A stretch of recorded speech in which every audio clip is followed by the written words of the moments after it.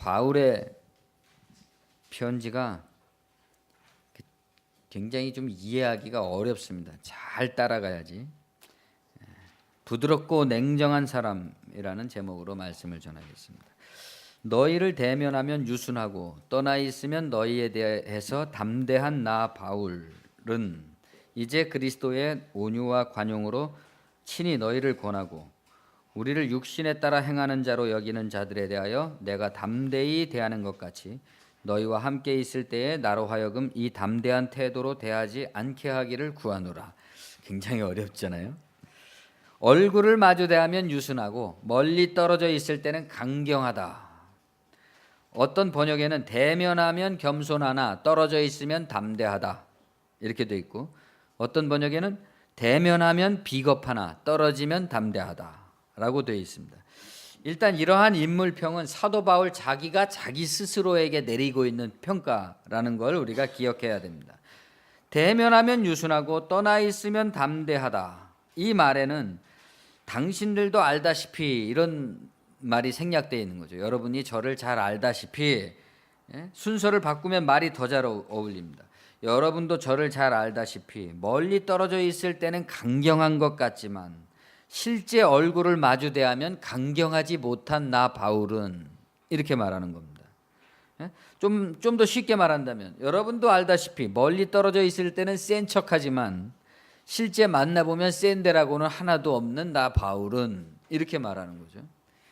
우리는 바울이 묘사하고자 하는 자신, 그리고 바울이 느끼고 있는 자신이 정직한 자신이 어떤 사람이라는 것을 짐작할 수가 있습니다. 느낄 수가 있죠.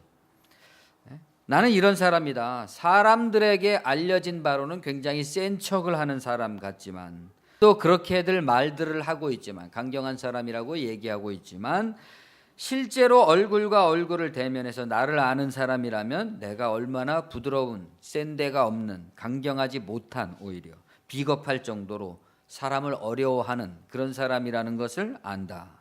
왜 이런 말을 하고 있는 걸까요? 오해 때문이죠. 다른 사람들은 이 사도 바울에게서 센 것만 본다, 강경한 것만 보지 그의 부드러움을 보지 않는다. 강경하다는 것에 관한 평가에 대해서, 세상이 자기를 강경하다고 얘기하는 것에 대한 바울 자신의 변명입니다. 나는 실제 그런 사람이 아니다. 소문에는 상당히 강경한 것 같지만 실제로는 매우 부드럽다는 거죠. 그러나 세간의 평가 역시 바울을 센 사람, 강경한 사람이라고만 하지는 않습니다. 교묘한 거죠. 세다고 하는 말 속에 교묘한 평가가 들어있다. 대면하면 유순하고 떠나 있으면 담대하다.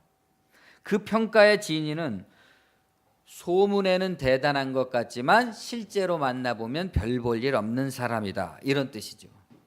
세상 사람들이 얘기하는 거는. 세간의 평가는 바울의 강함에 대해서는 인정하고 있습니다. 그러나 그 강함에 대해서 곧바로 깎아내리는 거죠. 강하다는 소문은 사실이 아니라는 겁니다. 그 사람이 부드러운 사람이라는 말이냐? 그것도 아니죠. 강하다고는 소문났지만 실제로 만나보면 별 볼 일 없는, 별거 없는 사람이다, 이런 뜻이죠. 일단 여기서 사도 바울에 대한 일반적인 평가에 대해서는 우리가 확인을 하고 넘어갈 필요가 있습니다. 일단 그 사람은 매우 탁월한 인물, 독보적인 존재, 무시할 수 없는 사람이었음에 틀림이 없는 겁니다. 이런 경우 깎아내림이라, 그 사람이 굉장히 독보적인 존재고 탁월한 사람이라고 알려졌는데도 불구하고 그를 깎아내리는 것에는 두 가지 상반되는 역동이 들어있는 거죠. 무시와 존경, 존경과 무시가 같이 들어있습니다. 이것은 반공개적이면서 비공개적이죠. 그러니까 그 사람이 있는 데서는 그런 말을 안 하죠. 다 이 사도 바울이라는 사람의 뒤편에서, 사도 바울을 알고 있는 사람들 속에서 이루어지고 있는 평가가 그렇다는 겁니다. 누구든 알고 있지만 직접 거론되지 않고 뒷공론의 상태로만 끊임없이 바울의 사역에 직간접적으로 영향을 미친다.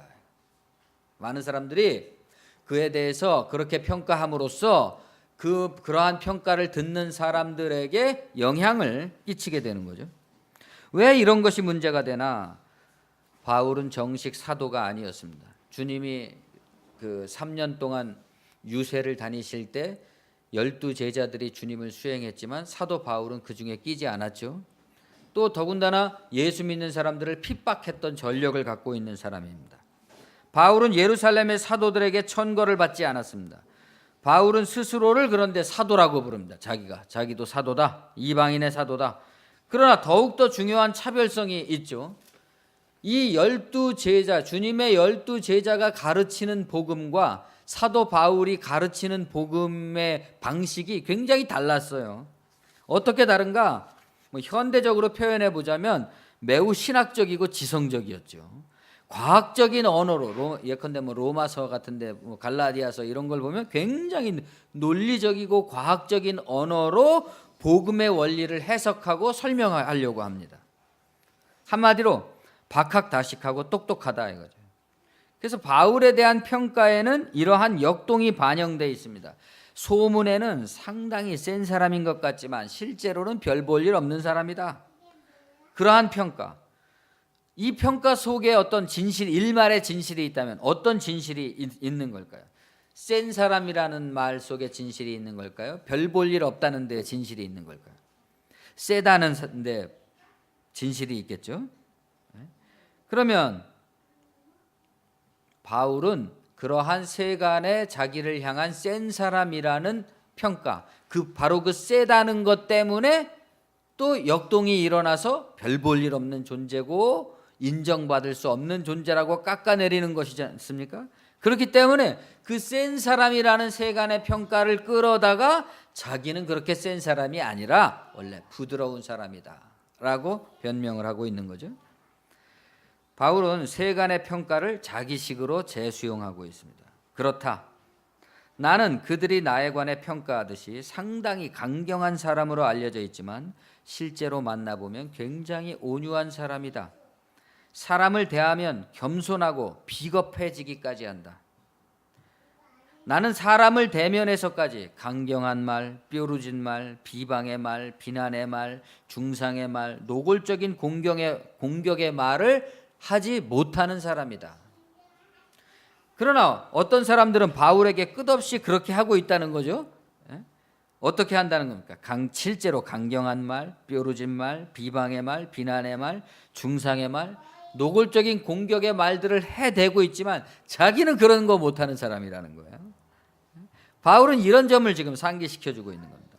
당신들을 대면하면 유순하고 떠나 있으면 담대한 나 바울은 나를 향해 그렇게 비방하는 사람들이 있다는 것을 알지만 그들이 비방하는 그 담대함이 아니라 그 온유와 관용으로 당신들을 권합니다. 그런 강경함이 아니라.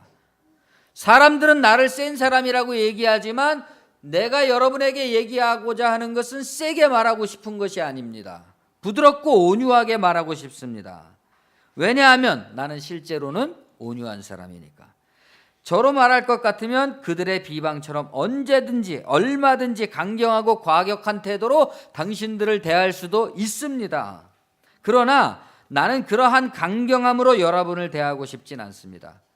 제가 강경한 입장을 보이는 대상은 여러분이 아니라 그 사람들이니까. 왜 그럴까요? 그 사람들이 나에게 어떻게 얘기한다는 겁니까?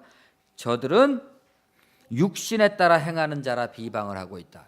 그러니까 사도 바울에게 육신에 따라 행하는 자라고 비방을 하는 사람들이 있었다는 거죠. 여기서 말하는 육신에 따라 행하는 자라는 표현은 쉽게 말하자면 구원받지 못했다, 거짓 복음을 믿고 가르친다, 이런 비방이겠죠.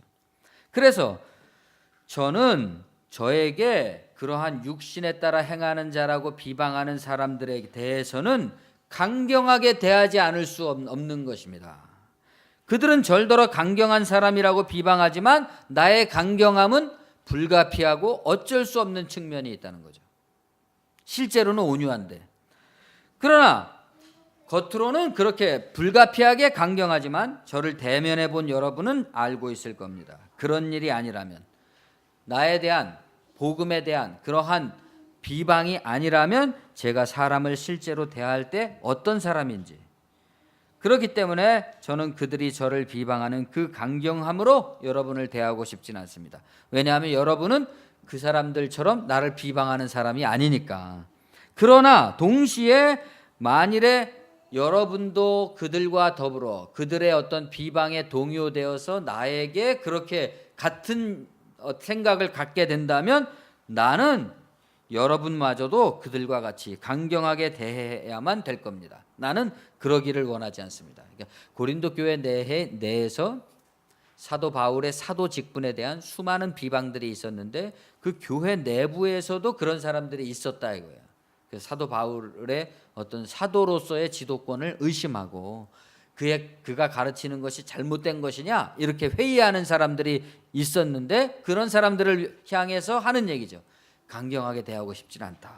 그러나 만일 그런 사실이 드러나게 된다면 역시 여러분에게도 나는 강경하게 대하지 않을 수 없다.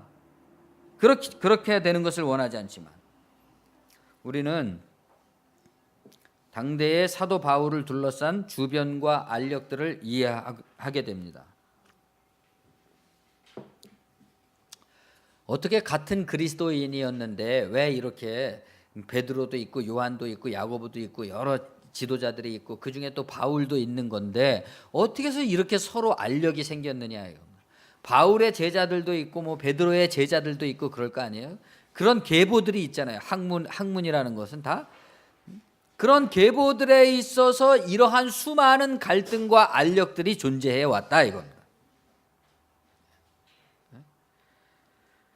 같은 그리스도인들이지만 그리스도 안에서 이런 것은 얼마든지 가능한 거죠. 생각해 보십시오. 오늘날에도 같은 기독교 아니지만 우리 한국 교회만 하더라도 얼마나 다양한 스펙트럼이 있어요. 그 안에서 서로 알력이 있고 분쟁하고 쟁투하죠. 중요한 건 이러한 문제가 어디서나 언제나 발생하고 있다는 겁니다. 당시 사람들에게 지금 우리가 이해하는 역사적 이해를 기대할 수는 없죠. 우리는 이미 승패를 다 알고 있잖아요. 향후의 결과를 다 알고 있습니다. 만약에 사도 바울이라는 사람이 없었다면 오늘의 우리가 믿고 있는 이런 기독교도 없었겠죠. 이런 기독교보다는 훨씬 유대적인 기독교가 있었을 겁니다. 그러나 사도 바울로 말미암아서 유대인들이 지키는 그러한 모든 율법적 전통이나 이런 것들이 복음과 무관하다고 우리가 이제 전해져 내려온 것이고 교회의 역사를 통해서 기독교의 정통 신학으로 자리를 잡게 된 겁니다. 우리는 이러한 역사적인 결과를 알고 있기 때문에 이 당시의 알력과 싸움 가운데서 사도 바울이 보다 역사의 주인공이고 어떤 선의의 피해자라는 인식을 갖고 있죠. 그러나 그 당시의 사람들은 그걸 몰랐습니다. 오늘날도 역시 마찬가지겠죠. 오늘날도 역시 마찬가지로 진실한 복음의 싸움에 의해서 그 중심을 지키려는 사람들이 있고 또 쓸데없이 알력을 일으키면서 사람들이 있단 말입니다.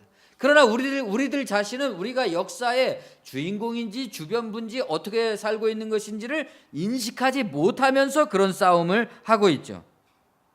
우리가 지금 이해하는 역사적 이해가 그들에게 없었다는 전제하에서 일종의 역사의 주인공이고 피해자라고 할 수 있는 사도 바울은 자신의 그러한 상황에 대해서 어떻게 이해하고 있었고 어떻게 헤쳐나갔느냐, 그런 점이 중요한 거죠. 그건 우리에게 어떤 교훈을 주는 거 아닙니까? 우리가 주님의 진실한 복음을 따라가기 위해서 생기는 여러 가지 인간적 알력과 갈등 속에서 어떻게 그것을 받아들이고 어떤 방식으로 싸워나갈 것이냐, 사도 바울에게서 하나의 모범적 모델을 볼 수 있다 이겁니다. 바울은 자신에 관한 세간의 평가에 대해서 잘 알고 있었습니다. 모르고 있거나 모른 척하거나 부정하거나 항의하는 입장이 아닙니다. 우리가 그런 경우가 있잖아요. 세상 사람들이 나에 대해서 어떻게 평가한다 하는 것쯤은 자기가 잘 알고 있죠. 알고 있어야 되는 거죠. 모르고 있거나 또 모른 척하거나 또 부정하거나 항의하는 입장이어서는 안 된다 이겁니다. 그럼 어떤 입장이었느냐? 바울은 잘 알고 있었지만 냉정한 입장을 취했다 이겁니다. 그것에 관해서 착한 척을 하거나 일부러 겸손한 태도를 취하려고 애쓰지 않았습니다. 그러니까 우리가 그런 게 있잖아요. 세상 사람들이 나를 어떻게 평가한다는 것을 내가 알고 있기 때문에 그것에 따라서 아부하려는 생각을 하게 되죠. 사람들이 그런 평가를 하지 않게 해야 되겠다 하는 어떤 그런 식의 태도를 취하게 된다는데, 그러나 바울은 그런 입장을 취하지 않았다. 그만큼 대적자들은 사도 바울이라는 독보적인 존재에 대해서 많은 신경을 썼던 것 같습니다. 사람들이 그렇게 평가하고 사도 바울이 그것에 대해서 강경한 입장을 가질 수밖에 없었던 데는 많은 사람들이 바울에 대해서 굉장히 많은 신경을 쓰고 있었다. 이 시기에 여러 가지 이유가 있겠지만 가장 근본적인 이유는 복음에 관한 이해의 차이, 복음에 관한 해석의 차원 때문이었죠.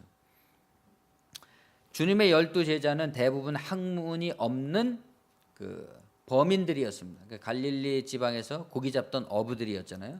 사도 바울은 당대의 최고의 교육기관에서 교육받던 그런 지식인이었죠. 또 사색하는 인간이었습니다. 이 사도 바울만이 예수의 그리스도 되심의 의미를 그들의 구약 성서와 신학적으로 연결지어서 차원 높게 이해했습니다. 그러니까 다른 주님의 제자들은 다 주님을 만났을 때 너는 나를 따르라 그래서 그 즉각적으로 사역자가 된 경향이 있습니다. 그러나 사도 바울은 다메섹 도상에서 예수를 만난 다음에 회심한 다음에 아라비아로 가서 3년을 머물렀다 그랬습니다. 3년 동안 공부를 한 거죠. 자신이 그동안 배워온 구약 성서와 자기가 새롭게 만난 예수 그리스도의 복음이라는 것이 어떻게 연결지어지는 것이냐 하는 것을 3년 동안 공부했고, 그 3년 동안 공부에서도 스스로 세상에 나가서 나선 게 아니라 안디옥 교회에서 그 자신을 초빙했기 때문에 그 초빙에 응해서 바나바의 부름에 의해서 나가서 사람들을 가르치기 시작한 거죠. 굉장히 다른 입장입니다. 곧 유대인의 한계를 넘어서 전 인류의 보편적 구원의 구세주로서 예수를 이해하고 그리스도로 받아들였다 이겁니다. 그렇기 때문에 이 사도 바울은 유대인이라고 할지라도 특권적 선민의식을 가질 것이 아니라 복음의 사다리로서의 역할을 해야 된다 이렇게 주장했단 말이죠. 오늘날 그리스도인들도 마찬가지죠. 우리가 세상 가운데서 하나님의 무슨 특별한 사랑을 받는 선택받은 사람들이라는 선민의식을 갖기보다 우리를 통해서 이 복음이 전파된다는 데 의미를 가져야 된다 이겁니다.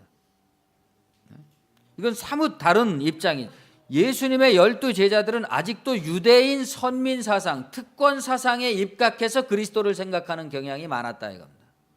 그러나 바울은 유대인의 모든 전통, 율법 이런 것들이 이방인에게 절대로 필요 없다고 주장했단 말이죠.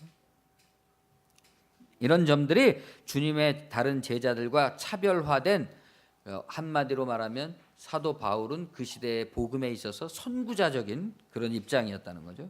바울의 이런 자의식은 선구자적 입장을 견지해 나가려고 하는 데서 나온 것이다. 자기의 사명은 이런 것이기 때문에 다른 사람들과 차별화된 이러한 비전을 자신이 품고 있기 때문에 자신에 대한 평가에 대해서 굴복해서 그 사람들과 적당히 타협하고 평화롭게 지내고 이런 데 관심 있는 게 아니었다 이겁니다. 그래서 자기에 관한 오해를 불식시키기 위해서 화평의 제스처를 내보일 수가 없었습니다. 적당한 타협이나 화해로 대적자들과 평화를 유지해 나갈 계제가 아니었습니다.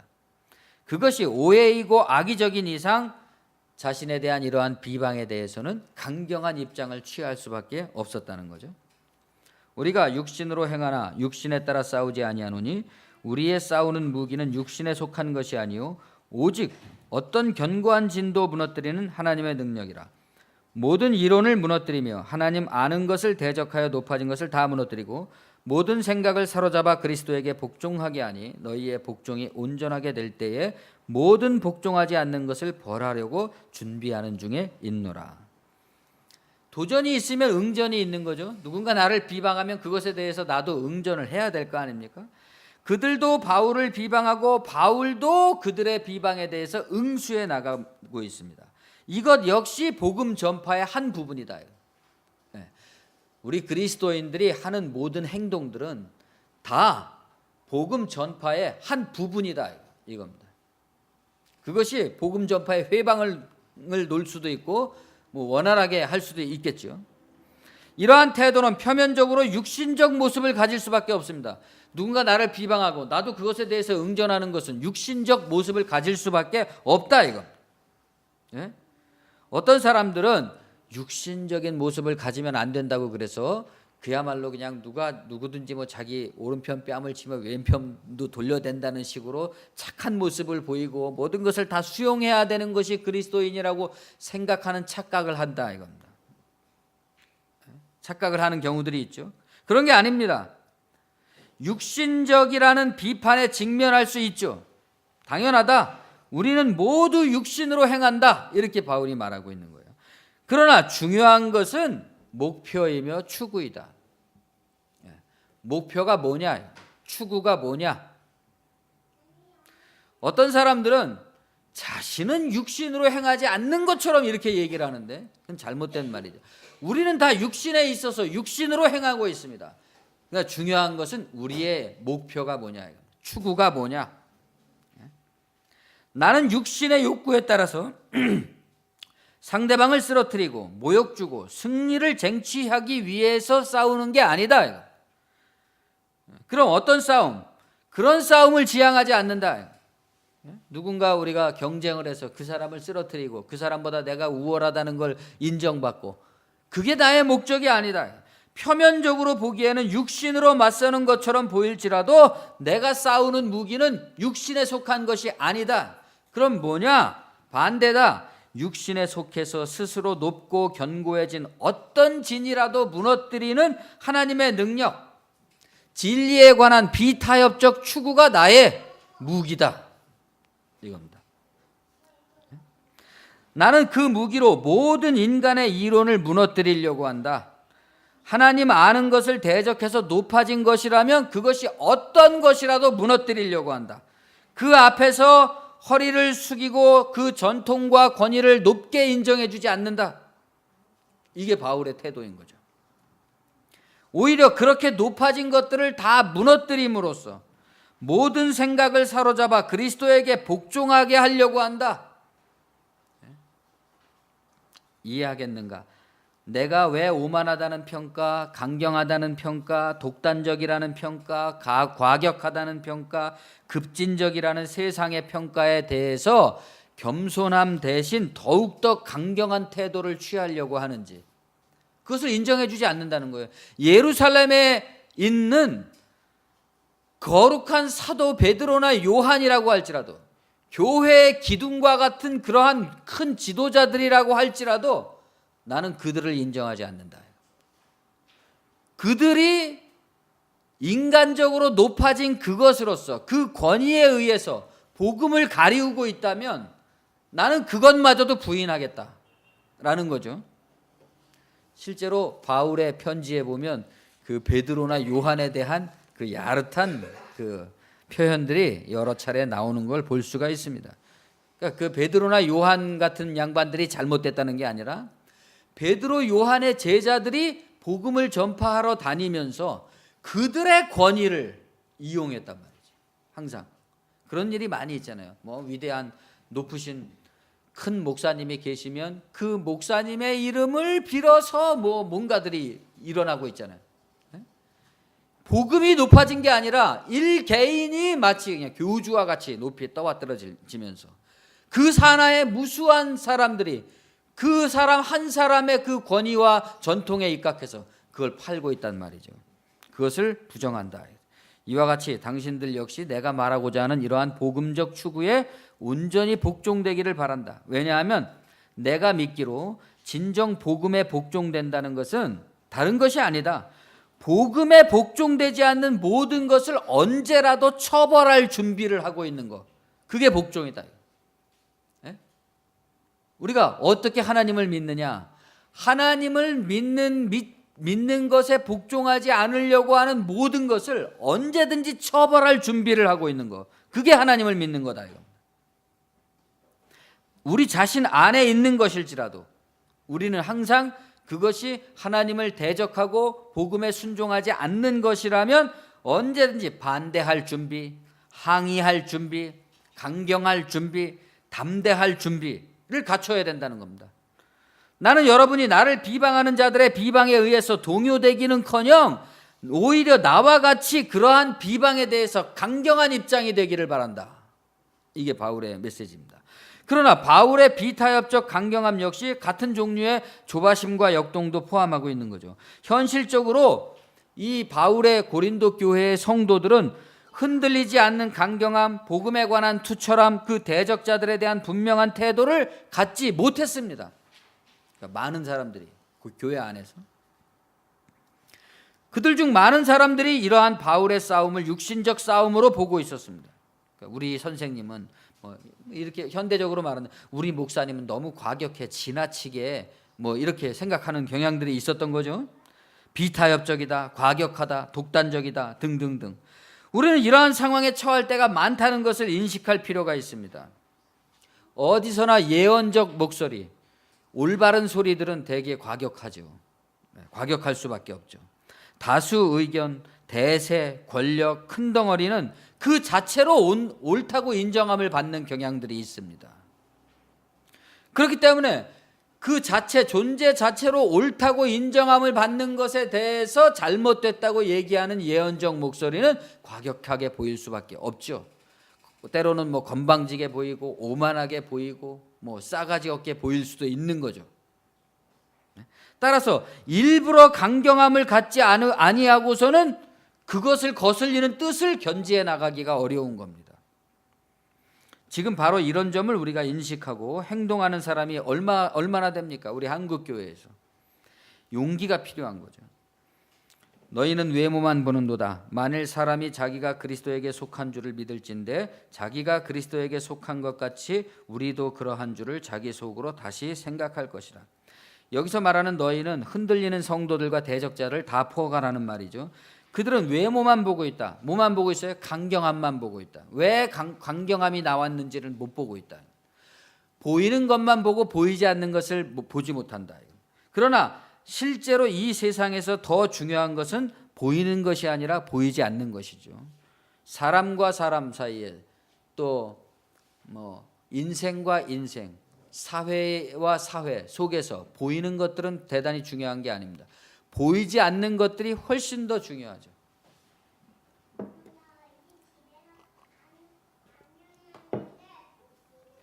우리는 영혼을 믿는 사람들이잖아요.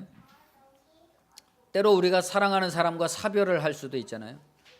보이는 것만을 가지고 우리가 생각한다면 우리의 인생이라는 것은 참으로 뜬금도 없고 엉뚱하고 생뚱맞은 거죠. 그냥 있다가 사라져버리면 그만이니까. 그러나 보이지 않는 것이 있습니다. 보이지 않는 것이 보다 근원적이라는 것을 우리가 깨닫게 되죠. 사랑, 기다림, 그리움, 기억 이런 것들은 보이지 않지만 보이는 것보다 훨씬 실질적입니다. 그러나 사람들은 보이는 것만 본다 이겁니다. 꽃만 보고 또 사람만 보는 거죠. 꽃의 둘레에 우주 공간이 있다는 것을 보지 못하는 거죠. 사진을 찍으면 어때요? 주인공 하나만 딱 찍잖아요. 마치 그것만 존재하는 것처럼. 그러나 실제로 더 중요한 것은 그를 둘러싸고 있는 어마어마한 배경이 있는 거죠. 그 배경이 있기 때문에 그가 존재하는 거 아니겠습니까? 보이지 않는 것들을 볼 줄 아는 사람이 영적. 그 증거가 뭐냐? 바울 자신을 향해 비방하는 자들에게 하는 말이죠. 만일 당신들이 자기가 그리스도에게 속한 줄을 믿고 자기는 그리스도에게 속한 줄을 믿고 바울 같은 사람은 그리스도에게 속한 사람이 아니라고 비방하고 있는데 그런 사람은 이걸 깨달아야 된다 이겁니다. 자기가 그리스도에게 속한 사람이라면 저 사람도 그리스도에게 속한 사람이라는 것을 인정해야 할 줄 알아야 된다 이겁니다. 그렇지 않다면 그는 대단한 착각에 사로잡혀서 강경하다는 그 강경에만 집착한다. 저 사람이 왜 강경해졌는지, 저 사람이 저렇게 강경하게 말하는 이유가 뭔지 그것에 대해서는 철저하게 외면하고 오직 강경하다는 그거 하나만 가지고 얘기한다는 거죠. 그래서 그러한 강경함을 비방하기 위해서 증거를 수집하느라 진정한 사도 바울의 추구와 견해와 해석과 주장에 대해서는 무시해버리는 거죠. 이것이 외모만 보는 자들의 진실이다. 외모만. 그들은 그렇게 함으로써 어떻게 하든지 바울의 사도된 권위를 부인하게, 부정되게 하려고 하는 것입니다. 목표가 뭐예요? 사도 바울은 사도가 아니라는 것을 말하고자 하는 게 그들의 목표지. 사도 바울의 목표는 이 복음이 전파되는 것이 자신의 목표인데 그들의 목표는 바울이 사도가 아니라는 것을 증명하는 데 있다 이겁니다. 얼마나 그들과 나의 목표는 서로 다르냐? 주께서 주신 권세는 너희를 무너뜨리려고 하는 것이 아니요 세우려고 하신 것이니 내가 이에 대하여 지나치게 자랑하여도 부끄럽지 아니하리라. 이는 내가 편지들로 너희를 놀라게 하려는 것 같이 생각하지 않게 함이라. 그들의 말이 그의 편지들은 무게가 있고 힘이 있으나 그가 몸으로 대할 때는 약하고 그 말도 시원하지 않다 하니 이런 사람은 우리가 떠나 있을 때의 편지들로 말하는 것과 함께 있을 때 행하는 일이 같은 것임을 알지니라. 만일 우리의 권세를 하나님이 주신 거라면 그것은 누군가를 무너뜨리는 데 사용되진 않을 것이다. 사도 바울의 권위를 얘기하는 거예요. 그 사도라는 권위가 하나님께서 주신 것이라면 그 권위로서 사람을 무너뜨리려는 데 사용하지 않는다. 사람을 세우는 데 사용하는 거죠. 바울이 교회를 세우고 성도들을 세웠듯이. 그런데 지금 저들의 권세는 내가 세운 당신들을 무너뜨리려고 하고 있다 이겁니다. 내가 왜 저들에게 인정받지 못하는 나의 권위를 스스로 자랑하는지. 저들은 나의 권위를 인정하지 않지만 나는 내 권위를 스스로 자랑한다. 왜냐? 이 권위가 하나님께서 주신 것이라면 누군가를 무너뜨리는 데 사용하는 게 아니라 세우는 데 사용하고 있기 때문에. 내 대적자들이 말하기를 그의 편지들은 무게가 있고 힘이 있으나 그가 몸으로 대할 때는 약하고 그 말도 시원하지 않다. 이렇게 말한다. 그러니까 바울에 대한 또 그런 평가도 있었던 거죠. 그러니까 대부분 바울의 그 서신들이 많이 회람됐잖아요. 교회들에. 그러니까 그 글은 굉장히 무게가 있고 힘이 있는 것 같다. 그러나 실제로 만나보면 별 볼 일 없고 말도 어눌하고 그렇다는 겁니다. 그러나 바울의 주장은 만일 정말 내 글에 무게가 있고 힘이 있다면 나는 그런 편지를 쓸 것이다. 그러나 여러분도 알다시피 나는 그런 위세나 부리는 편지를 쓸 필요를 느끼지 않는다. 그 거짓되게 위세를 부리려고 편지 쓰는 게 아니다. 마찬가지로 내가 몸으로 대할 때 약하고 말도 시원치 않다는 말 역시 거짓이다. 어떻게 같은 사람이 떠나 있을 때나 함께 있을 때나 같은 사람일 뿐이지 떨어져 있을 때는 다르고 같이 있을 때는 다르다는 게 말이 되느냐? 떨어져 있을 때나 같이 있을 때나 강경할 때나 약할 때나 같은 사람이다 이겁니다. 그러면 강경한 데는 강경한 나름대로 이유가 있고 약하면 약한 나름대로 이유가 있다는 거죠. 같은 사람이고 같은 이유에서 그런 거다 이겁니다. 그것이 다른 것처럼 이야기하는 것 자체가 틀렸다는 거죠. 강경할 때도 부드러울 때도 나는 같은 사람이고 같은 이유다 이거 복음을 위해서. 그것을 볼 수 있고 이해할 수 있고 동의할 수 있어야만 된다 이겁니다. 사실 이런 바울의 요청은 어려운 단계의 성숙을 요구하고 있습니다. 사람에 관해서 여러 가지 우리가 평가를 하게 될 때 모순적 상황에 놓이게 되는 경우들이 많이 있잖아요.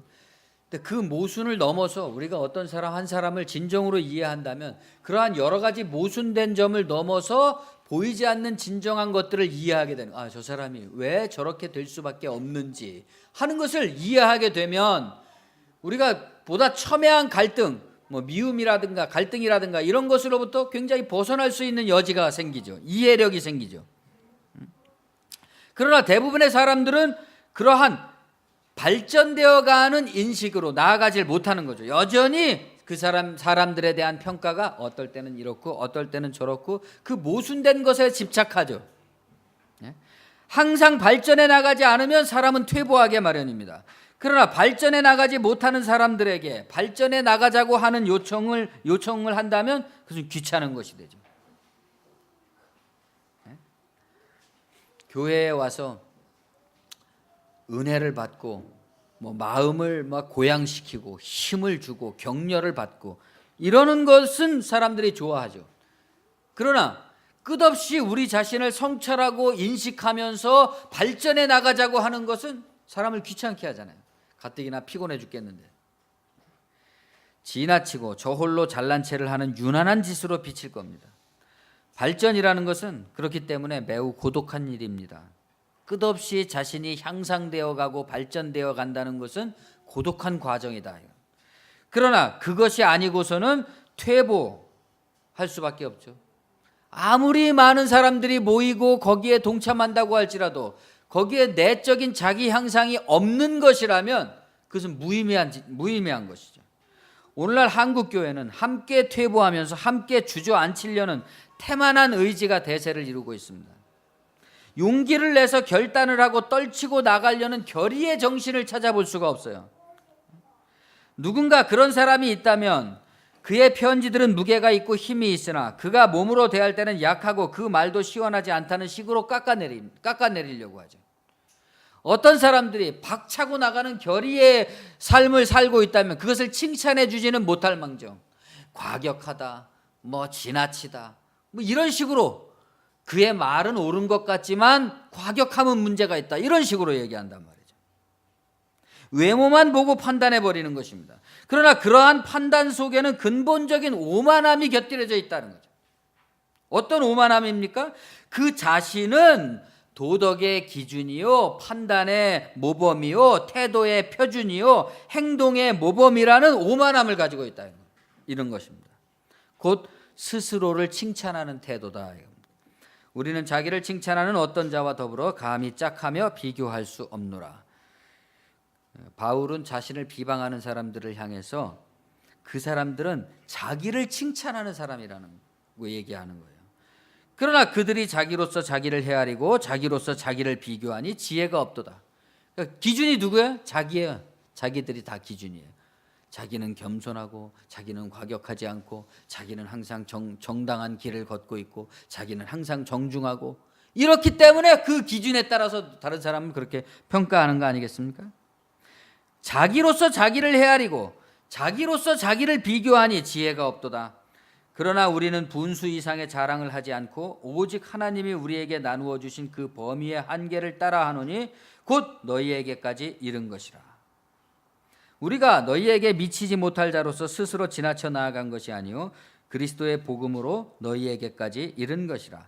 우리는 남의 수고를 가지고 분수 이상의 자랑을 하는 것이 아니라 오직 너희 믿음이 자랄수록 우리의 규범을 따라 너희 가운데 더욱 풍성하여지기를 바라노라. 이는 남의 규범으로 이루어 놓은 것으로 자랑하지 아니하고 너희 지역을 넘어 복음을 전하려 함이라. 자랑하는 자는 주 안에서 자랑할지니라. 옳다 인정함을 받는 자는 자기를 칭찬하는 자가 아니요 오직 주께서 칭찬하시는 자니라. 우리는 남을 판단함으로써 자기를 스스로 높이고 칭찬하는 그런 자들과 다르다. 그런 태도 자체가 지혜롭지 못하다. 왜 그러한가? 자기를 기준으로 자기를 비교하기 때문이다. 그러나 우리는 분수 이상의 자기 자랑에 몰두하지 아니하고 뭘 자랑합니까? 복음을 자랑한다.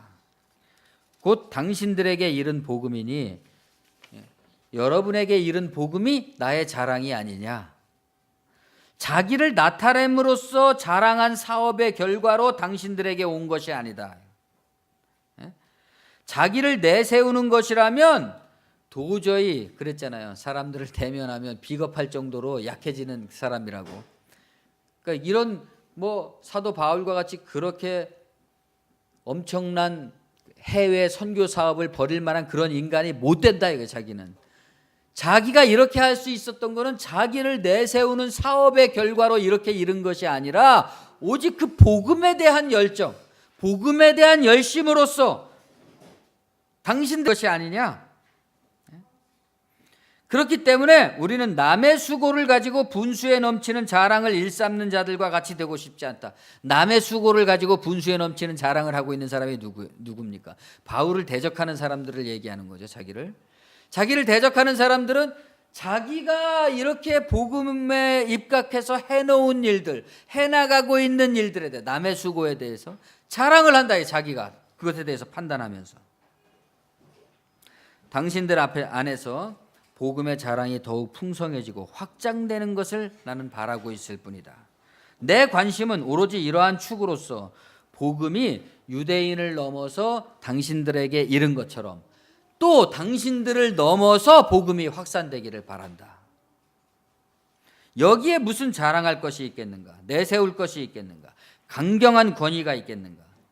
내가 누구처럼 다른 사람의 영역에서 이루어진 것을 가지고 왈가왈부하면서 자랑하려고 하는가?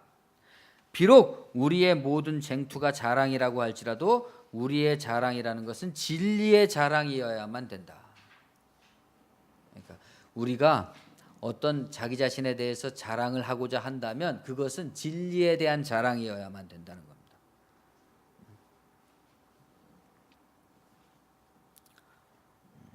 왜냐하면 진정으로 옳다고 인정함을 받는 자는 자기가 자기를 칭찬하는 자가 아니라 오직 진리의 하나님께서 칭찬하시는 자라야지만 진짜 칭찬할 만한 사람이 아니겠느냐. 바울이 자신을 변명한 1세기에 이런 글들, 이게 1세기 때 쓰여진 거잖아요. 1세기에 쓰여진 이런 글들을 우리가 보면서 이 글이 우리에게 주는 진정한 교훈은 무엇일까? 복음의 일, 교회의 일, 예수 믿는 일 역시 오만과 편견이 곁들여집니다. 사람이 하는 일이잖아요. 사람들에 대한 무수한 평가가 난무하잖아요. 또 그러한 평가들이 어떤 복음의 사업이라든가 교회의 사역이라든가 이런 것들에 직간접적인 영향들을 미칩니다. 악영향을 미치기도 하고 뭐 선한 영향을 미치기도 하고 영향을 미치죠.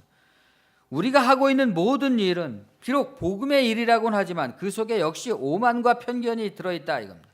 오만은 스스로의 앓음을 높여서 진리의 끝없는 추구를 가로막고 오해하고 쓸데없는 것들과 함께 복음을 퇴보하게 만든다. 지금 한국 교회 하면은 복음이 떠오르질 않고 온갖 쓸데없는 것들이 복음을 가리우고 있잖아요. 어느 곳이나 교회를 가면 우리 교회는 무슨 사업을 하고 어떤 일들을 하고 뭐 어떤 사역들을 펼치고 복음이 없어요. 중심이 없단 말입니다. 복음을 퇴보하게 합니다. 편견이라는 것은 보이는 것만 보고 진정한 중요한 추구를 망각하게 하는 거죠. 사람들이 그런 것이 다 복음인 줄 알아요. 교회에서 하고 있는 일들이 복음이고 구원인 줄 안단 말입니다. 보이는 것밖에는 보지 못한다. 왜 그런 일들을 하고 있는지, 무엇을 위한 것인지, 어떤 것이 더 중대한 추구인지, 그 중대한 추구를 향해서 우리가 나가려면 얼마나 중심을 잡아서 군더더기를 없애면서 나가야 되는 것인지 이걸 모른다 이거. 이러한 오만과 편견이 우리 시대에도 보편적인 세속성을 이루고 있습니다. 세속성이 대세를 이루니까 복음은 쇠퇴하고 마는 겁니다. 복음이 언제 분명해집니까? 순교의 시대, 박해의 시대 이럴 때는 복음이 너무나 분명해지잖아요. 군더더기가 없어요. 화려하게 장식될 게 없습니다. 그러나 사회가 안정되고 교회가 부유해지고 사람들이 넉넉해지기 시작하니까 온갖 것들이 교회 안에 치장을 이루면서 쓸데없는 것들이 생겨나고 있는 거죠. 교회들은 대형화되고 부자가 됐지만 복음의 능력을 상실하고 있습니다. 우리 역시 이 시대에 강경해야지만 되는 필요성이 여기에 있다. 복음에 관해서라면 우리는 강경해야지 될 필요가 있습니다. 그러나 우리는 그렇게 강경하기만 한 사람들은 아닙니다. 강경하기보다 실제로는 부드러운 사람이죠. 사람을 실제로 대하면은 비겁할 정도로 비굴할 정도로 사람 앞에서 낮아지는 겸손한 사람이죠. 그러나 복음의 입장에 있어서는 한없이 강경함을 유지해야 된다. 우리들의 나를 넘고 우리를 넘어서 미지의 이방인들에게 확산되기를 기대하기 때문입니다. 그렇기 때문에 우리는 복음의 진리에 관한 복음 진리에 관해서는 좀 더 깐깐한 사람들이 되어야만 될 겁니다. 그러나 실제로 사람을 대할 때는 부드러운 사람. 그렇기 때문에 우리 참된 이 시대가 요구하는 그리스도인이란 부드럽고도 냉정한 참 사람들이라고 할 수 있겠습니다. 기도하겠습니다.